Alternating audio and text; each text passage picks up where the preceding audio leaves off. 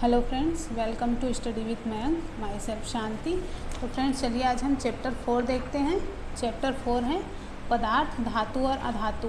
Friends हमने last chapters में धातु और अधातु के बारे में थोड़ी सी जानकारी ली थी। आज हम धातु और अधातु के बारे में, उसके भौतिक और रासायनिक गुणों के बारे में जानेंगे, ठीक है। तो फ्रेंड्स लोहा, एल्यूमिनियम और तांबा ये क्या है? तो ये धातु थे, है ना। और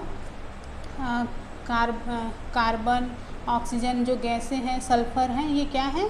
अधातु कहलाती हैं, ठीक है। और फास्फोरस भी एक अधातु है। तो चलिए हम जानते हैं कि धातुओं का अधातुओं से अंतर उनके भौतिक और रासायनिक गुणों के आधार पर किया जा सकता है। तो फ्रेंड्स यहाँ पर हम इनके धातुओं और अधातुओं के रासायनिक और क्या है भौतिक गुणों के बारे में जानेंगे। तो सबसे पहले 4.1 है भौतिक धातुओं और अधातुओं के भौतिक गुण। तो फ्रेंड्स जो लोहार हैं वो लोहे के टुकड़े को पीट कर उसको फावड़ा, बेलचा, कुल्हाड़ी, है ना, जो भी चाहे वो बना सकते हैं। तो फ्रेंड्स पीटने पर जो लोहा है वो क्या करता है? आकार में परिवर्तन कर लेता है। तो क्या हम इसी प्रकार से लकड़ी को पीटकर अपने मन चाहे आकार में परिवर्तित कर सकते हैं? तो नहीं कर सकते ना।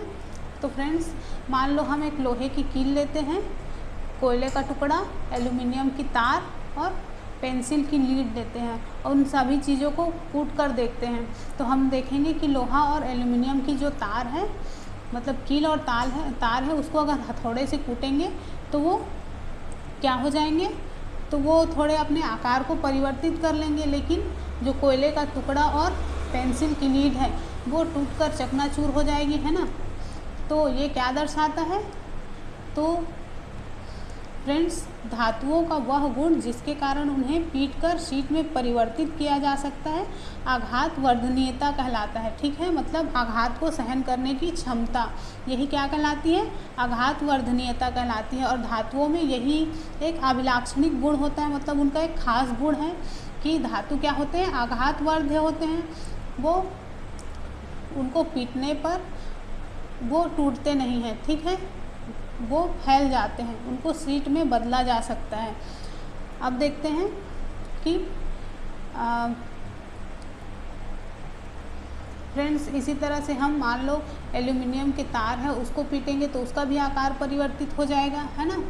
तो आपने देखा होगा कि जो एल्यूमिनियम या मिठाइयों को सजाने वाले जो चांदी के वर्क होते हैं, तो इनको भी उसी तरह से बनाया जाता है, जो कि और एल्युमिनियम की जो पन्नी होती है, एल्युमिनियम फॉइल बोलते हैं जिसको, खाना लपेटते हैं जिसमें, तो वो भी इसी आघातवर्ध गुण के द्वारा ही उसको इतना पीट के फैलाया जाता है, ठीक है। तो फ्रेंड्स अगर कोयला और पेंसिल जैसे उसको पीटा जाए तो वो पाउडर बन जाएंगे, है ना। और अब आगे देखते हैं धातु ऊष्मा और विद्युत के सुचालक होते हैं। फ्रेंड्स आप बर्तन देखे हो जिस पे हम खाना पकाते हैं, तो उसमें लकड़ी या प्लास्टिक के हत्थे लगे होते हैं। तो क्यों लगे होते हैं? तो हमको जलने से बचने के लिए वो हत्थे का यूज़ किया जाता है उसमें, है ना। तो अगर हम उसको ऐसे ही हाथ से पकड़ लें तो हम जल जाएंगे। तो इसका ये क्या मतलब हुआ कि जो धातु होते हैं वो ऊष्मा के सुचालक होते हैं, इसीलिए बर्तन गर्म हो जाता है। लेकिन अगर उसमें लकड़ी का हत्था लगा हो या फिर प्लास्टिक के हैंडल लगे हों तो क्या होगा? तो वो जलने से हमको बचा देगा। तो इसका मतलब हुआ कि जो लकड़ी और प्लास्टिक है ये क्या है?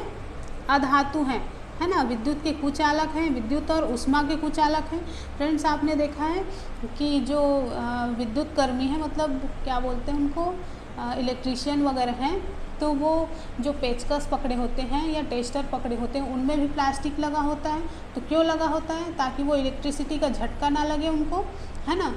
तो इससे क्या सिद्ध हुआ कि प्लास्टिक और लकड़ी जो है ऊष्मा के कुचालक हैं, विद्युत के कुचालक हैं। जबकि जो धातु हैं, जैसे कि मान लो आप लोहे की कील को किसी स्विच में घुसाकर छू दोगे तो आप झंझना उठोगे, है ना, आपको करंट लग जाएगी। लेकिन अगर लकड़ी को उसी स्विच में घुसाओगे तो आपको करंट नहीं लगेगी।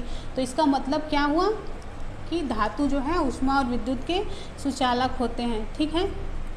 लोहे की छड़, कील और तांबे का तार क्या है, धातु है, जबकि गंधक और कोयला कुचालक हैं जो कि अधातु हैं। ठीक है, तो धातुओं का वह गुण जिससे उन्हें खींचकर तारों में परिवर्तित किया जाता है तन्यता कहलाता है। फ्रेंड्स, हम धातुओं को खींचकर तारों में परिवर्तित कर सकते हैं। ठीक है, जबकि अधातुओं को नहीं खींचा जा सकता, उसको अगर खींचेंगे तो वो टूट जाते हैं।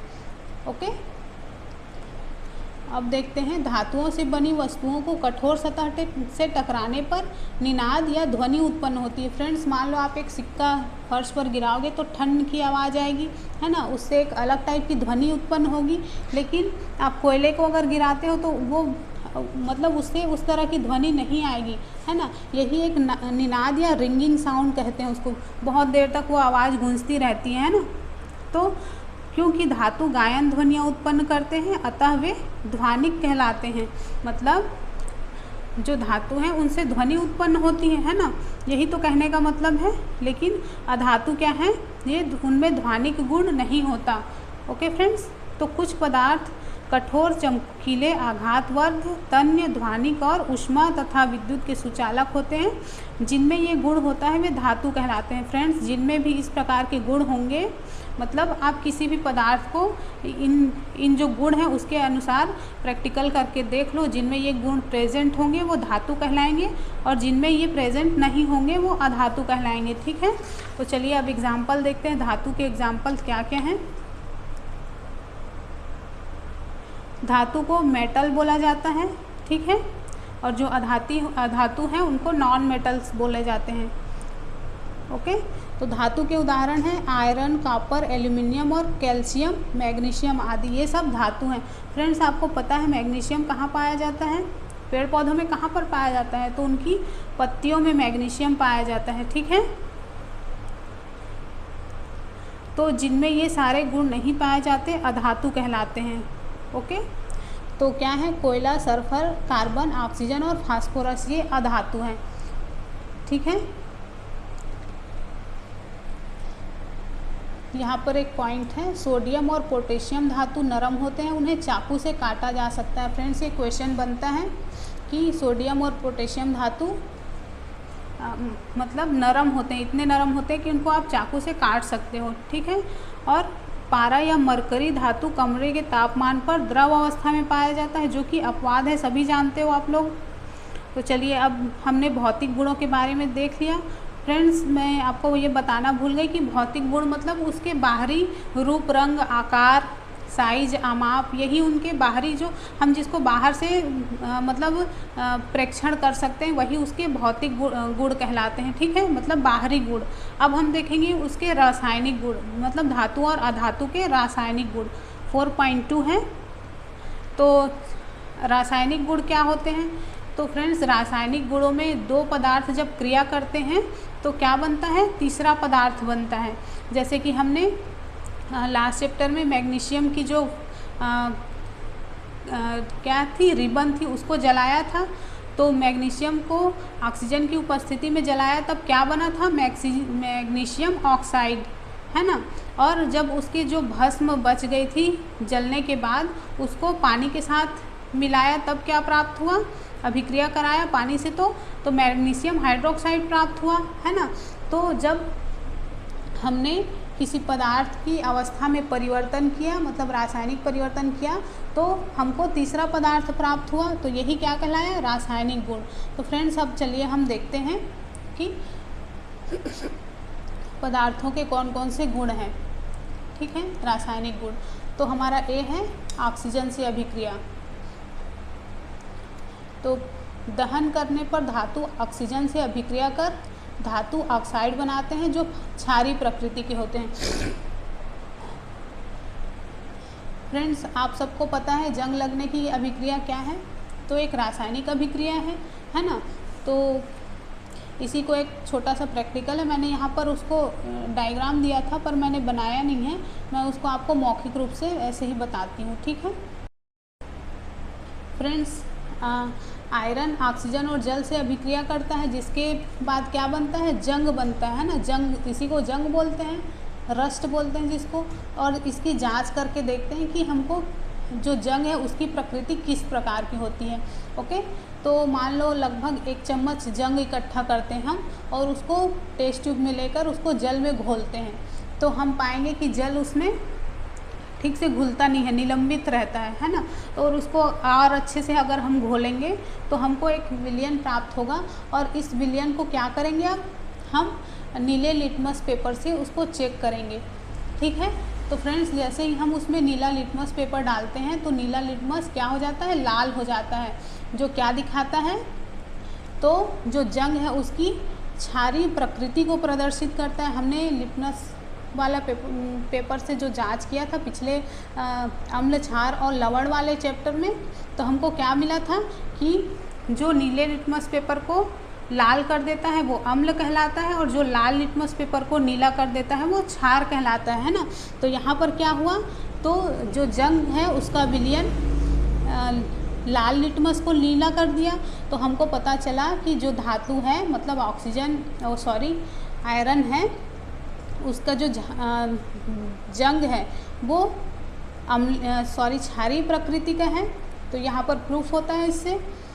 तो अब देखते हैं कि मैग्नीशियम ऑक्साइड की प्रकृति क्षारीय होती है। फ्रेंड्स जो हमने मैग्नीशियम ऑक्साइड जो लिया था, अगर हम उसको जल में घोलते हैं या फिर उसको लिटमस पेपर से टेस्ट करते हैं तो वो भी जो लाल लिटमस पेपर है वो नीला हो जाएगा, और हमको क्या पता चलेगा कि उसकी प्रकृति क्षारीय होती है। ओके, अब चलिए एक और देखते हैं। फ्रेंड्स आपने कॉपर के बर्तन को लंबे समय तक वायु में ऐसे ही खुला छोड़ दोगे तो उस पर एक हल्की हरी कलर की जो परत जम जाती है, और ये क्या है, तो ये जो हरा पदार्थ है वही कॉपर हाइड्रोक्साइड है। ओके, और कॉपर कार्बोनेट का मिश्रण होता है, मतलब जो हरा रंग का जो पदार्थ जो जमा होता है उसके ऊपर वो क्या होता है, तो कॉपर हाइड्रोक्साइड और कॉपर कार्बोनेट होता है। ठीक है, मतलब उसका मिश्रण होता है, और उसकी अभिक्रिया क्या है, तो यहाँ पर हम देखते हैं उसकी अभिक्रिया। ठीक है, तो कॉपर प्लस H2O और CO2 प्लस O2, तो ये जो है नम वायु है, और इसकी अभिक्रिया करके क्या बनेगी, मतलब वायु के साथ अभिक्रिया करने पर क्या बनेगी, तो कॉपर हाइड्रोक्साइड और कॉपर कार्बोनेट, मतलब CO3 और CuOH2 प्राप्त होगी। ठीक है, और अगर हम इस विलयन को भी जो लिटमस पेपर है उस पर चेक करेंगे तो वो भी लाल लिटमस को नीला कर देगा। ठीक है, तो इससे ये प्रूफ होता है कि जो धातु होते हैं वो क्षारीय प्रकृति के होते हैं। ठीक है, और ऑक्सीजन से क्रिया भी करते हैं। फ्रेंड्स लोहे में जंग लगना एक धीमी प्रक्रिया है ना। अब देखते हैं जो अधातु हैं वो किस प्रकार से क्रिया करते हैं, किसके साथ, ऑक्सीजन के साथ। ठीक है, तो फ्रेंड्स यहाँ पर हम देखेंगे कि सल्फ़र और ऑक्सीजन की अभिक्रिया से क्या मिलता है हमको। तो फ्रेंड्स कुछ सल्फ़र लेते हैं और उसको ऑक्सीजन के साथ अभिक्रिया कराते हैं तो हमको सल्फ़र डाइऑक्साइड गैस प्राप्त होता है। ओके, और अब इस सल्फ़र डाइऑक्साइड गैस को हम जल के साथ क्रिया कराएंगे तो हमको सल्फ्यूरस अम्ल मतलब H2SO3 प्राप्त होगा। ओके फ्रेंड्स,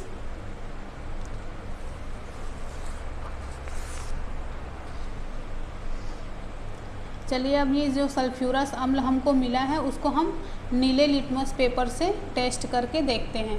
तो हम अगर सल्फ्यूरस अम्ल को नीले लिटमस पेपर पर डालेंगे तो वो उसको लाल कर देता है, और इससे हमको क्या पता चलता है कि जो अधातु होते हैं वो ऑक्साइड मतलब उसके जो ऑक्साइड हैं वो अम्लीय प्रकृति के होते हैं। ठीक है, तो चलिए अब हम देखेंगे कि जल के साथ क्या अभिक्रिया करती हैं।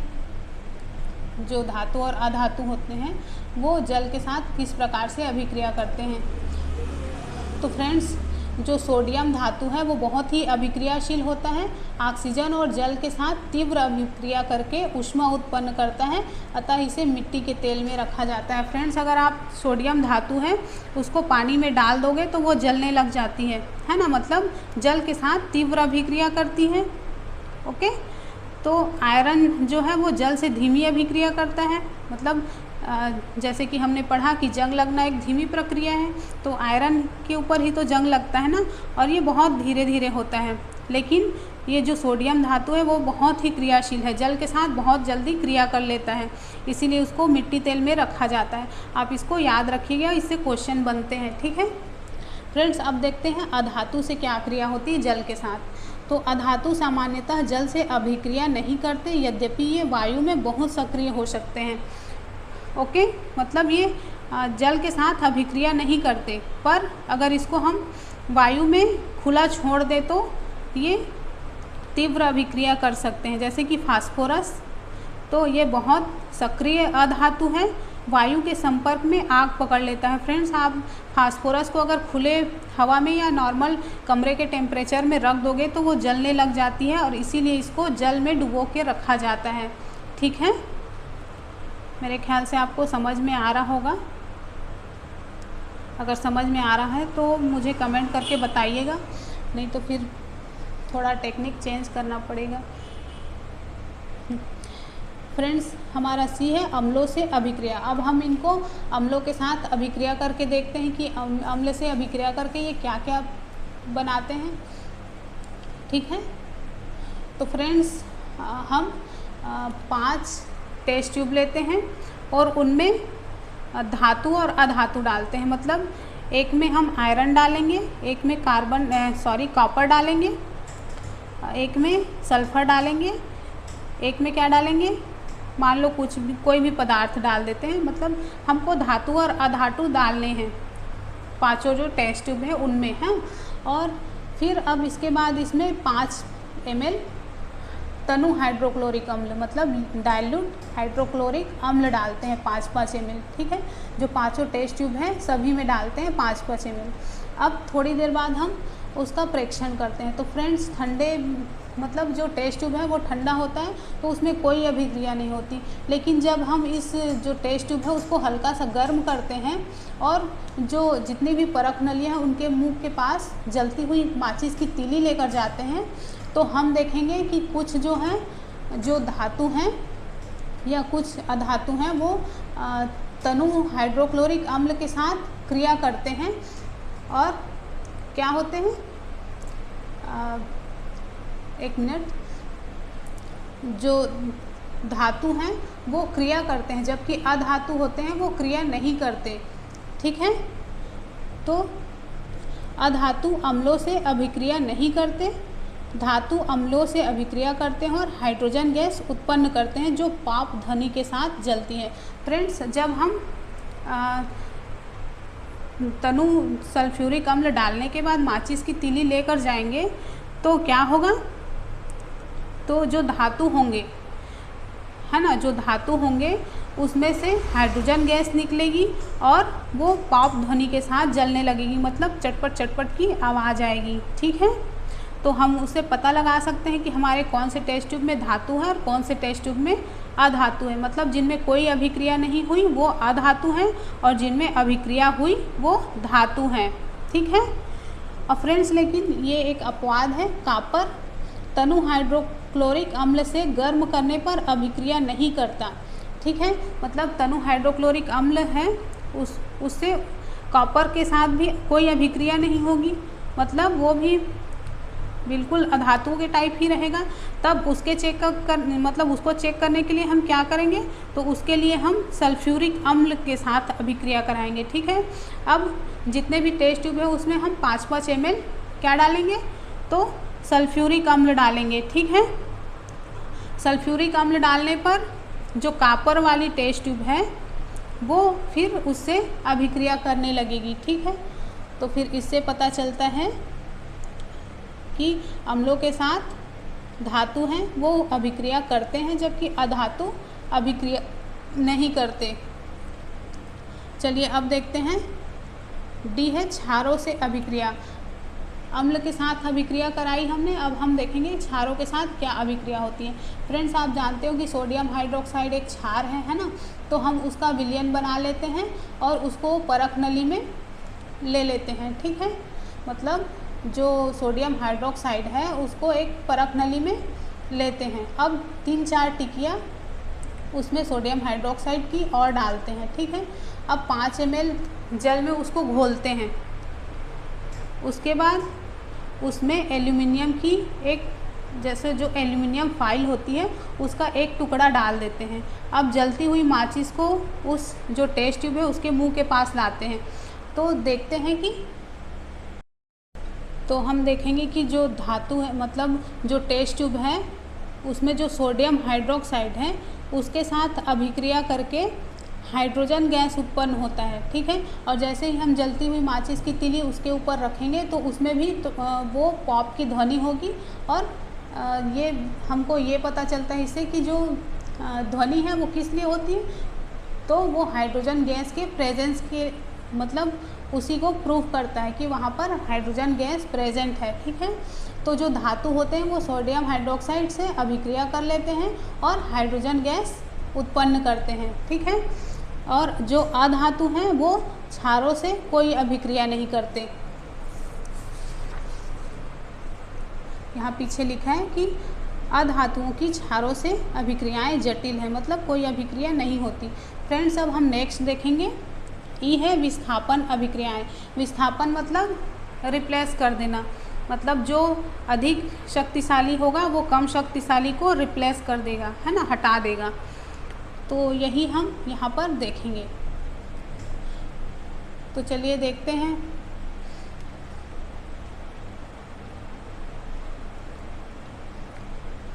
तो एक धातु या अधिक अभिक्रियाशील धातु कम अभिक्रियाशील धातु को उनके धातु यौगिकों के जलीय विलयन में विस्थापित कर देते हैं। ओके, तो इसको भी हम एग्जाम्पल के द्वारा समझेंगे। तो हम देखेंगे कि जो अधिक अभिक्रियाशील होगी वो कम अभिक्रियाशील धातु को रिप्लेस कर देगी, मतलब उसके यौगिकों के जलीय विलयन में विस्थापित कर देगी। तो फ्रेंड्स, यहाँ पर हमने ए बी सी डी और ई 5 बीकर लिए हैं और इन बीकर्स में क्या डाले हैं इधर नीचे देखते हैं, ठीक है। तो ये जो बीकर ए है उसमें हम कॉपर सल्फेट डालें CuSO4 और जिंक का टुकड़ा डालें, इसमें एक जिंक का टुकड़ा और कॉपर सल्फेट डालें, ठीक है। बी में कॉपर सल्फेट और लोहे की कील डालें इसमें। सी में जिंक सल्फेट डाला है और तांबे की छीलन डाला हुआ है सी में, ठीक है। डी में आयरन सल्फेट और तांबे की छीलन इसमें भी डाला है। अब बीकर ई में जिंक सल्फेट और लोहे की कील। ओके, तो अब हम देखते हैं इसकी अभिक्रिया क्या होगी, ठीक है। और ये जो बीकर है इसको कुछ देर हम तो ऐसे ही रहने देंगे, है ना। उसके बाद हम देखेंगे कि इसमें क्या होता है। तो फ्रेंड्स, हम देखते हैं कि यहाँ पर हमने पढ़ा था कि एक धातु दूसरे धातु को उसके यौगिक के जलीय विलयन में विस्थापित करता है। तो जो बीकर ए है उसमें जिंक कॉपर सल्फेट विलयन से कॉपर को विस्थापित करता है, देख रहे हो आप। तो जिंक जो है कॉपर सल्फेट विलयन से कॉपर को विस्थापित कर देता है और इसलिए कॉपर सल्फेट का रंग क्या होता है, नीले से अदृश्य हो जाता है, ठीक है। यहाँ पर आपको नीला रंग दिखाई दे रहा है पर यहाँ पर कलरलेस हो गया है, नीला रंग जो है वो गायब हो गया है, ठीक है। और कॉपर का चूर्ण जमा हो जाता है, जो कॉपर है वो चूर्ण के रूप में नीचे तली में बैठ जाता है, ठीक है। तो फ्रेंड्स, इस अभिक्रिया को हम नीचे इस प्रकार से दर्शा सकते हैं, जैसे देख रहे हो आप, copper sulphate CuSO4 plus zinc. तो जिंक की अभिक्रिया करने के बाद जिंक सल्फेट, ये जो कॉपर सल्फेट है नीला होता है। मैंने उस दिन आपको कॉपर सल्फेट का क्रिस्टल दिखाया था, तो वो नीला होता है, तो उसका विलयन भी नीला ही हमको प्राप्त होता है, ठीक है। तो ये जो जिंक सल्फेट है वो रंगहीन हो जाता है, ठीक है। और कॉपर जो है वो लाल रंग का वो नीचे तली में बैठ जाता है, ठीक है फ्रेंड्स। इसी तरह से हम बी की अभिक्रिया देखेंगे, जैसे कि ए की अभिक्रिया देखें, सेम उसी तरह से हम देखेंगे कि बी में क्या होता है। तो फ्रेंड्स, जो अब बीकर बी में क्या डाला था, तो इसमें कॉपर सल्फेट और लोहे की कील डली हुई है ना। तो यहाँ पर इसका भी कलर नीला है, पर जो कॉपर सल्फेट है उसको फेरस सल्फेट जो है वो विस्थापित कर देता है, ठीक है ना। फेरस सल्फेट से विस्थापित हो गया और इसका भी कलर चेंज हो गया, तो इसका कलर फिर ब्लू से ग्रीन हो गया, आप देख रहे हो यहाँ पर। उसी तरह से बीकर सी में इसमें क्या था, जिंक सल्फेट और तांबे की छीलन। तो जो कॉपर है ना, तो जिंक का कॉपर के द्वारा, मतलब इसमें जो जिंक है उसको कॉपर ने विस्थापित कर दिया, है ना। और इसी तरह से डी में किसका विस्थापन हो गया, डी में क्या था, आयरन सल्फेट और तांबे की छीलन थी। तो डी में जो है वो तांबे का विस्थापन हुआ और ई में आयरन का विस्थापन हो गया, ठीक है। तो इसी प्रकार बीकर डी में आयरन का विस्थापन कॉपर के द्वारा हो सकता है, मतलब आयरन का विस्थापन कॉपर के द्वारा हो गया, यहाँ पर आप देख रहे हो। तो क्योंकि बीकर सी में कोई परिवर्तन हमने नहीं देखा, बीकर सी जैसा पहले था सेम उसी तरह ही है ना। तो हम मतलब ये निष्कर्ष निकाल सकते हैं कि कॉपर जिंक सल्फेट से जिंक को प्रतिस्थापित करने में सक्षम है ना, सॉरी सक्षम नहीं है, ओके। लेकिन जब बीकर ए में जिंक और कॉपर को प्रतिस्थापित कर सकता है, तो बीकर सी में कॉपर जिंक को प्रतिस्थापित क्यों नहीं कर सकता। तो फ्रेंड्स याद रखिए कि विज्ञान जो है मनमाना नहीं होता, है ना। उसके जो जितने भी तथ्य हैं वो आधारित नियमों पर आधारित होते हैं और निश्चित होते हैं, है ना। और यहाँ भी यह नियम स्पष्ट है कि जिंक कॉपर और आयरन से अधिक क्रियाशील है, मतलब ये जो जिंक देख रहे हो आप, वो कॉपर और किससे, आयरन से अधिक क्रियाशील है, ओके। तो एक अधिक क्रियाशील धातु कम अभिक्रियाशील धातु को विस्थापित कर सकता है, परंतु कम अभिक्रियाशील धातु अधिक अभिक्रियाशील धातु को प्रतिस्थापित नहीं कर सकता, ओके। इससे आप समझ सकते हो कि बीकर डी और ई में विस्थापन अभिक्रियाएं क्यों नहीं हुई, ठीक है। मतलब बीकर डी और ई में कोई भी विस्थापन नहीं हुआ, इसका सेम जैसे कलर पहले था सेम उसी तरह से है ना, इसमें भी कोई परिवर्तन नहीं हुआ, ओके। ठीक है फ्रेंड्स, तो चलिए अब आगे देखते हैं। हमारा नेक्स्ट है 4.3 धातुओं और अधातुओं का उपयोग। फ्रेंड्स यहाँ पर हम धातु और अधातु के उपयोग के बारे में जानेंगे। जैसे कि धातुओं का उपयोग मशीनें, मोटर गाड़ियाँ, वायुयान, रेलगाड़ी, उपग्रह, औद्योगिक के जो साजो सामान होते हैं, खाना बनाने के पात्र होते हैं, जो जलों के बॉयलर होते हैं, है ना, इन सब के निर्माण में किया जाता है। और उसी तरह से कुछ अधातुओं के उपयोग से भी परिचित हो गए आप लोग, है ना। तो फ्रेंड्स आप बताओगे कि अधातुओं की क्या क्या उपयोग हैं। मैंने तो धातुओं के उपयोग बता दिए कि इनके इस मतलब मशीनों में, मोटर गाड़ियों, वाहनों आदि में उपयोग होता है करके। तो फ्रेंड्स आप लोग मतलब आज का आपका यही प्रश्न है कि अधातुओं के उपयोग के बारे में बताओगे, जो मैंने यहाँ पर लिख दिया है। तो पहला है अधातु जो हम श्वसन के समय अंदर लेते हैं, है ना, उसको क्या बोला जाता है आप बताओगे, ठीक है। अधातु जिसका उपयोग उर्वरकों के रूप में किया जाता है उसको क्या बोला जाता है। अधातु जल शुद्धिकरण में उपयोगी है, आपको पता है एक अधातु है जिसका उपयोग हम जल को शुद्ध करने में करते हैं, हमने लास्ट चैप्टर में पढ़ा भी है, याद करिए आप। और अधातु बैंगनी विलयन या एक एंटीबायोटिक है, ओके।